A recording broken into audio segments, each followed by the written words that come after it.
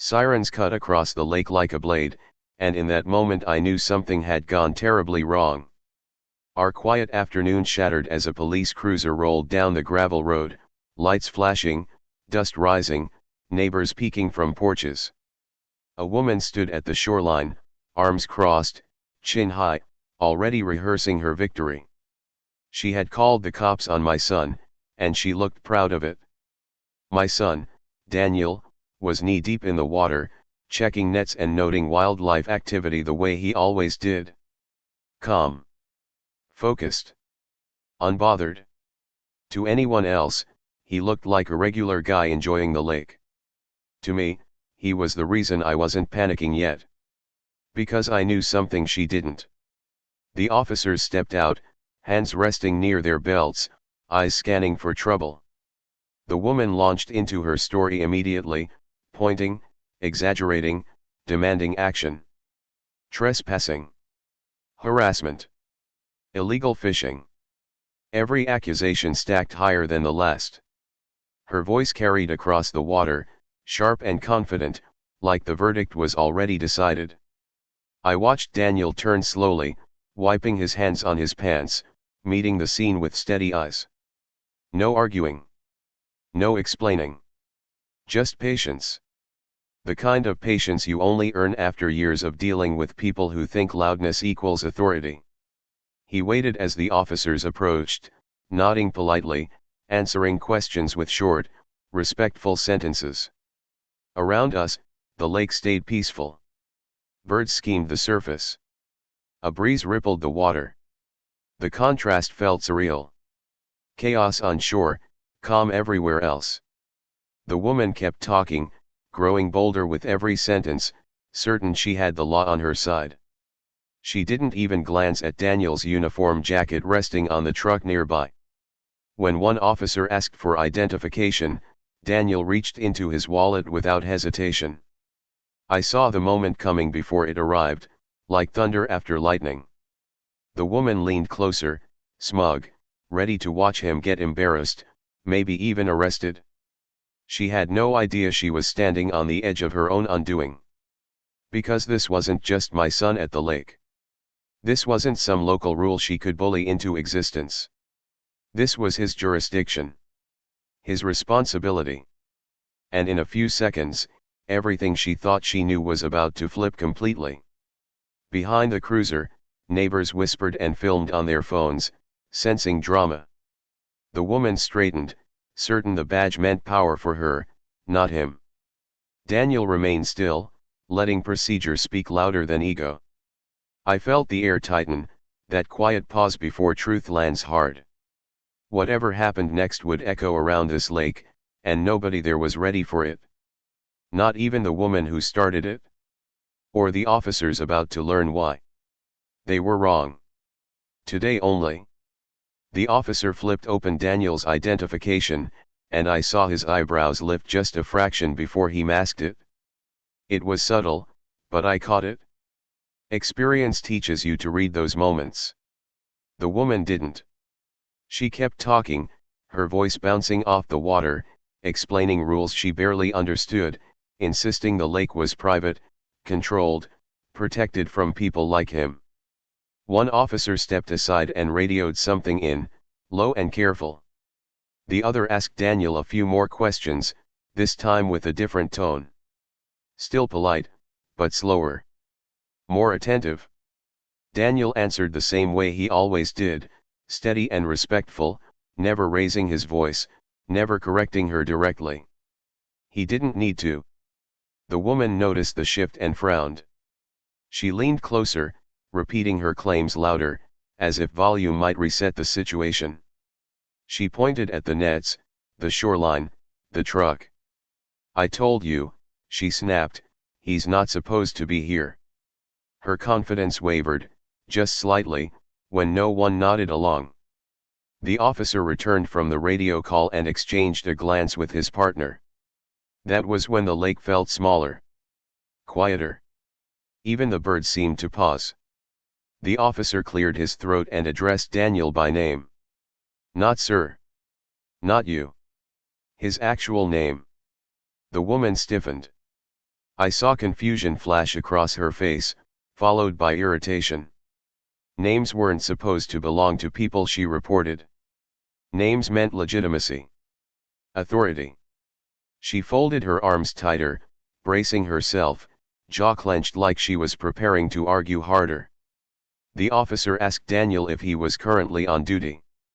Daniel nodded and gestured calmly toward the water, explaining the routine survey, the reports, the permits already filed. He spoke in plain language, no arrogance, no lecture. Just facts. The kind facts don't need decoration. The woman scoffed, loud enough for everyone to hear. That doesn't matter, she said. I called you. I want him removed. She looked at the officers expectantly, waiting for the moment they'd finally do what she demanded. Instead, the officer asked her to step back. Just a step. It wasn't aggressive, but it wasn't optional. The shift hit her like a cold wave. Her mouth opened, then closed. She glanced at the cruiser, at the badge, at Daniel again, searching for something to regain control. Neighbors leaned closer. Phones lifted higher. Whispers grew. The woman's certainty drained away, replaced by tight laughter and forced confidence. She didn't realize it yet, but the story she told herself was already collapsing. Because the next words weren't going to be about rules she invented. They were going to be about authority she never had. And once those words were spoken, there was no calling this back. The officer adjusted his stance and spoke again, his voice firm now, carrying across the shoreline without effort. He asked the woman for her name and identification. That alone cracked her composure. She hesitated, clearly not used to being questioned after making the call. Still, she handed it over with an offended sigh, muttering about taxpayers and property rights. While the officer reviewed her information, Daniel stood quietly, hands visible, posture relaxed. He wasn't performing authority, he simply possessed it. The second officer finally picked up the uniform jacket from the truck, the one Daniel hadn't bothered putting on earlier. The patch caught the light. Wildlife emblem. State insignia. Rank markings unmistakable. The officer paused. Then he looked at Daniel again, this time with open recognition. Chief, he said, not loudly, but clearly enough. The word traveled faster than the wind across the lake. The woman froze.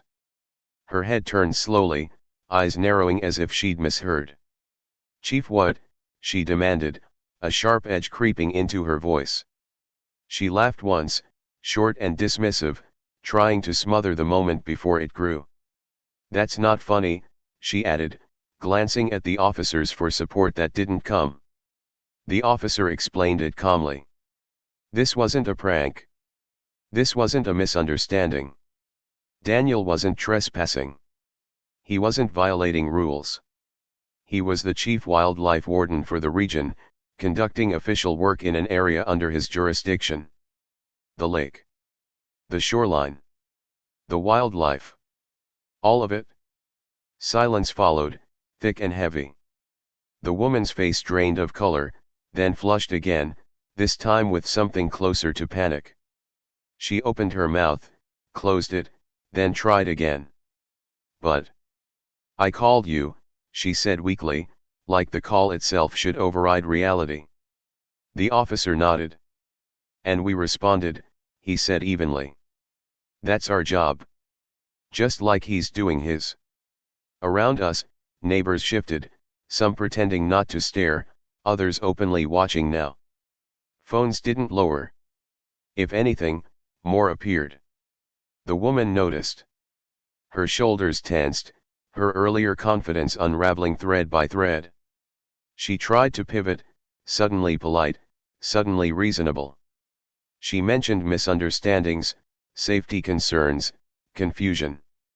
Daniel listened without interrupting, his expression neutral. He didn't gloat.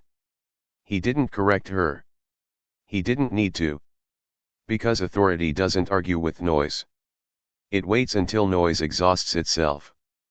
The officer handed her ID back and explained, gently but clearly, that making false reports could have consequences. No threats. Just facts. The same kind Daniel had shared earlier. The woman nodded too quickly, eyes darting, words tumbling out of order now. The lake felt different. Like something permanent had shifted. And this was only the beginning of her realization. The woman tried to recover, but pride doesn't disappear quietly. It fights on instinct. She straightened her posture, smoothed her hair, and forced a smile that didn't reach her eyes. She began explaining herself again, slower now, choosing words carefully, as if politeness could rewind the last few minutes. She claimed she was only protecting the community, only doing what any responsible resident would do. The officers listened, but their attention had shifted. They were no longer weighing accusations. They were managing a situation. One officer asked simple clarifying questions, not to Daniel, but to her. When did she first notice him? What exactly did she believe he was doing wrong? Each question narrowed the space where her story could survive. Her answers grew inconsistent. First it was illegal fishing.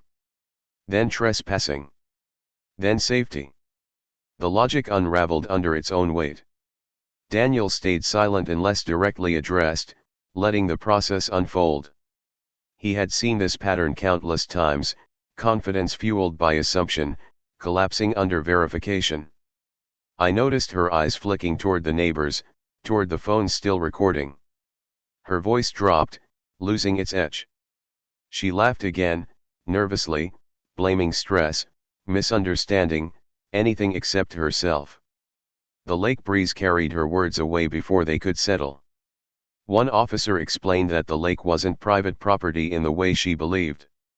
Certain areas were protected, monitored, regulated. That's why Daniel was there. That's why he would continue to be there. The woman nodded repeatedly, lips pressed tight, absorbing information she clearly never sought out before. Then came the pause. That dangerous quiet moment where reality finishes setting in. The officer asked if she had any further concerns.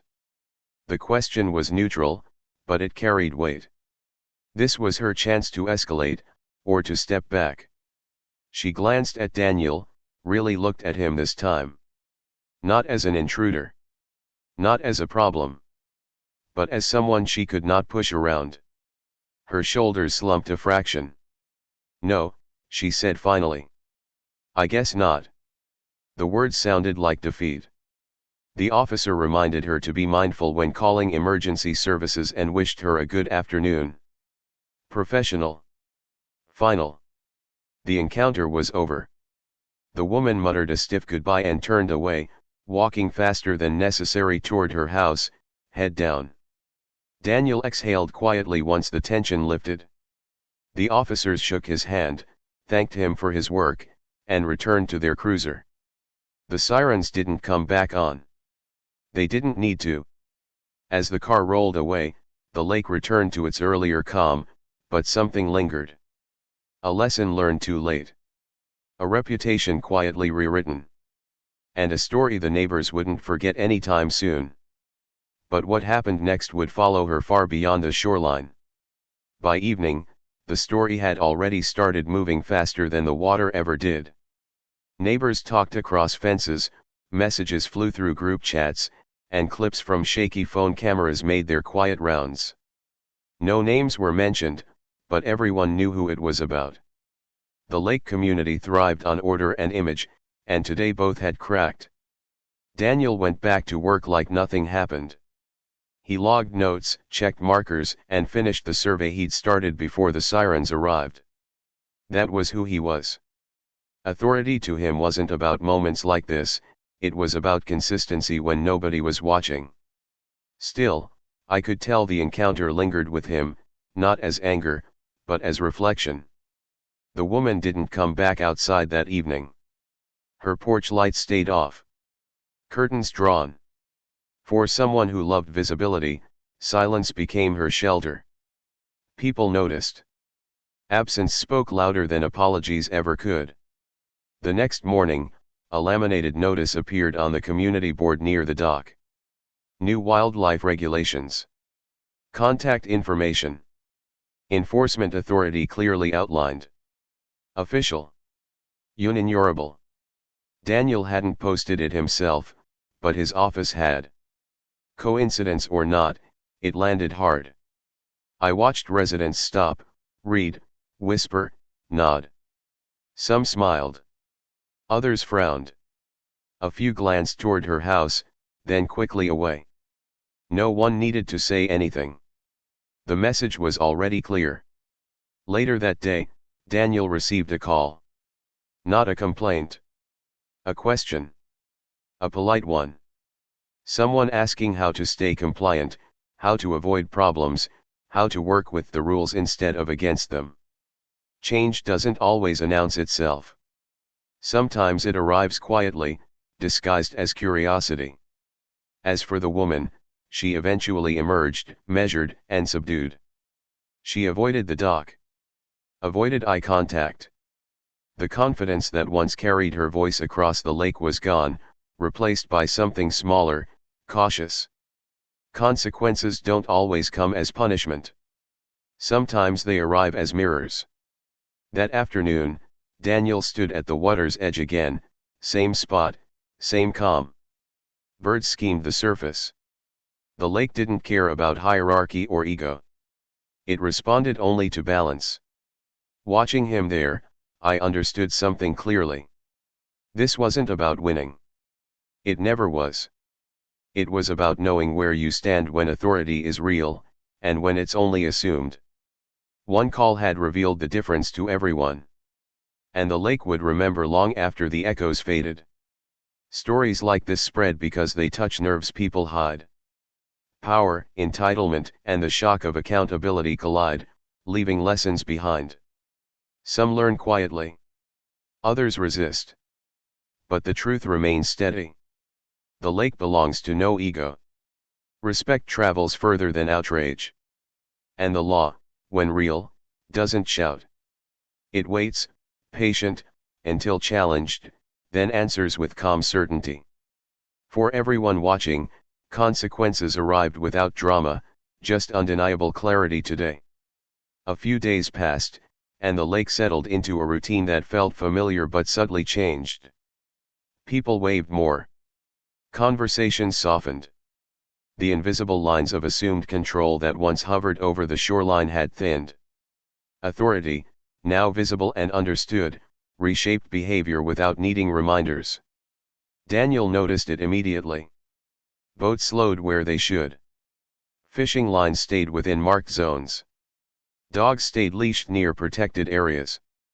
No announcements were made, no lectures given. Awareness did the work on its own. That's the quiet power of truth when it's finally seen. Midweek, the woman attended the community HOA meeting. It was the first time she'd been seen publicly since the incident. Her posture was different. Less commanding. More reserved. She sat near the back instead of the front, hands folded tightly in her lap. People noticed, but no one commented. Silence can be sharper than confrontation. When open discussion began, wildlife regulations came up. A resident asked whether enforcement had changed recently. Another mentioned confusion about lake access. All eyes drifted toward Daniel's empty seat. He hadn't come. He didn't need to. The answers were already posted, already known. The woman spoke up briefly, suggesting residents be careful and stay informed. Her voice lacked its old certainty. It wasn't challenged. It wasn't supported either. It simply existed, then faded into the room.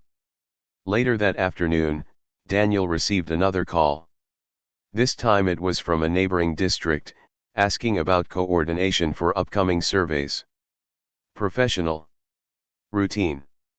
Yet it reminded me how far-reaching his responsibility really was. This lake wasn't an exception. It was part of something larger. Something structured. Something real. That evening, We sat by the water as the sun dropped low, turning the surface gold. Daniel skipped stones absent-mindedly, thoughtful but calm. I asked if moments like that ever bothered him. He smiled slightly and said no. It's part of the job, he said. People react when they feel control slipping. It's not personal. That stuck with me. Control versus responsibility. Noise versus duty. The difference mattered more now than ever. Across the lake, the woman stood on her dock briefly, watching the water. She didn't shout. Didn't wave anyone away. She simply stood there, alone, absorbing the quiet she once tried to command. Sometimes consequences don't arrive with sirens. Sometimes they arrive as understanding you can't unlearn. The lake reflected everything honestly. No sides. No bias. Just reality.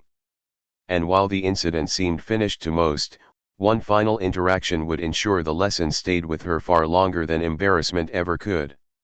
The final interaction came quietly, without an audience or raised voices. One late afternoon, Daniel was finishing paperwork near his truck when the woman approached him alone. No neighbors. No phones. Just the sound of water lapping against the dock and cicadas humming in the trees. She stopped a few steps away, clearly uncertain whether to continue. For the first time, she didn't lead with accusation or authority. She led with hesitation. She cleared her throat and said his name, carefully, like she was testing whether she had the right to use it. Daniel looked up, calm as ever, and nodded. That small acknowledgement seemed to steady her. She said she hadn't known. That she'd made assumptions. That she thought calling the police was the right thing to do. Her words weren't dramatic or emotional. They were controlled, measured, and very late. But they were real. Daniel listened without interrupting. He didn't defend himself or revisit the incident. When she finished, he thanked her for coming to talk and explained, gently, why the work mattered. Why the regulations existed. Why reacting before understanding caused harm, even when intentions felt justified. She nodded, eyes fixed on the water, absorbing information she'd once dismissed. There was no apology spoken outright, but something close enough hovered between them. Accountability doesn't always use the right words. Sometimes it simply changes behavior. Before leaving, she asked one last question. What should I do if I see something I don't understand again? Daniel smiled, small and patient. Ask, he said. Before you assume. That was it. No lecture. No warning. Just a principle simple enough to remember. After she left, Daniel stood there for a moment, watching the ripples fade. That conversation, more than the sirens or uniforms, closed the loop. It replaced embarrassment with understanding. Control with respect. In the days that followed, the woman changed. She greeted people. She asked questions instead of making demands. When visitors came to the lake, she explained the rules calmly, correctly, without ownership attached. Her voice no longer carried across the water. It didn't need to. The lake felt lighter somehow. Balanced. As if it had quietly approved. Stories like this stick because they expose something universal. The danger of assuming authority you don't have. The humility required when truth corrects you. And the quiet strength of those who never raise their voice because they don't need to. The sirens were long gone, but the lesson remained, anchored deep, where it couldn't be ignored again. By the time the weekend arrived, the lake had returned to its familiar rhythm, but the memory of what happened lingered beneath the surface like a submerged marker. Visitors arrived with kayaks and coolers, families set up chairs along the shore, and laughter floated across the water again. On the outside, nothing looked different. On the inside, everything was. Daniel moved through the area with quiet purpose, greeting people who greeted him, answering questions when asked. More people recognized him now, not because of gossip, but because understanding had replaced rumor. He wasn't a symbol of embarrassment anymore. He was a point of reference. Someone real. I watched interactions unfold in small, telling ways. A man double-checked where he anchored his boat. A group of teens asked before swimming near a protected area. Respect showed up not as fear, but as awareness. That was the difference. The woman stayed mostly to herself that day, but she didn't hide. She sat on her dock reading, occasionally looking up as people passed. When a couple approached with questions about fishing boundaries, she answered calmly and accurately. No edge. No ownership. Just information. It was subtle, but it mattered. Later, a patrol truck rolled through the access road, slow and unassuming. No lights. No sirens. Just presence. Daniel acknowledged it with a nod and continued his work. The message was clear without being loud. The lake was cared for. The rules existed. And enforcement didn't need spectacle. As the sun dipped lower, casting long shadows across the water, I realized something important. This story wasn't about a confrontation anymore. It was about correction. About how authority, when real, doesn't humiliate. It educates. It stabilizes. It leaves space for growth. The woman packed up before sunset and paused briefly at the edge of her dock, watching the water glow orange. There was no anger in her posture now. Only thought. Maybe regret. Maybe understanding. Either way, the shift was permanent. Daniel joined me at the shoreline, hands in his pockets, relaxed. He said the best outcomes rarely make noise. They settle in quietly and change things from the inside. I believed him. The lake accepted the evening without comment, reflecting sky, trees, and people equally. No hierarchy. No assumptions. Just balance. And while most stories end with drama, this one ended with something rarer. Clarity. The kind that lasts longer than outrage, travels further than rumors, and leaves behind a lesson nobody there would forget. One chapter remained, and it would tie everything together. The lake was quiet again, the kind of quiet that feels earned rather than empty. Morning mist hovered just above the water, blurring the line between sky and reflection. Daniel stood near the shoreline one last time before heading out, checking notes, scanning the surface, doing what he always did. No audience. No tension. Just work. I thought back to the moment the sirens first cut through the air and how fast certainty had turned into confusion. One call. One assumption. One belief that authority could be summoned like a tool. And how quickly that belief collapsed when faced with something real. What stayed with me most wasn't the confrontation or the embarrassment. It was the contrast. Noise versus calm. Entitlement versus responsibility. The woman had believed the law would move for her simply because she demanded it. Daniel never demanded anything. He simply existed within the role he'd earned, and that was enough. People often think power announces itself loudly. That it argues, intimidates, overwhelms. But real authority doesn't rush. It doesn't posture. It waits, steady and patient, knowing it doesn't need permission to stand its ground. That lesson rippled through the lake community long after the police cruiser disappeared.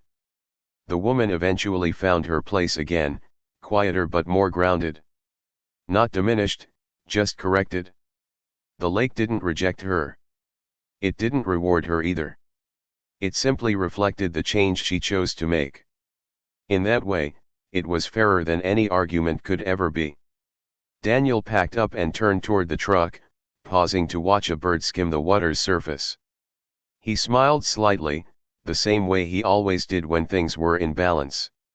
For him, this was never personal. It was never about winning. It was about protecting something bigger than ego, bigger than pride. As we left, I realized this story would travel far beyond this place. Because everyone has seen some version of it. Someone assuming control they don't have. Someone else quietly holding responsibility they never flaunt. And the moment when truth steps in and rearranges everything. The lake returned to what it had always been. Calm. Regulated. Alive. It didn't remember accusations or apologies.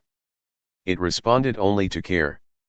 And that's where the story truly ends. Not with sirens or shame, but with understanding. With the knowledge that respect doesn't come from calling power to your side. It comes from recognizing when power was never yours to command in the first place. Some lessons arrive loud. Others arrive clear. This one did both. And once learned, it couldn't be unlearned by anyone who witnessed it.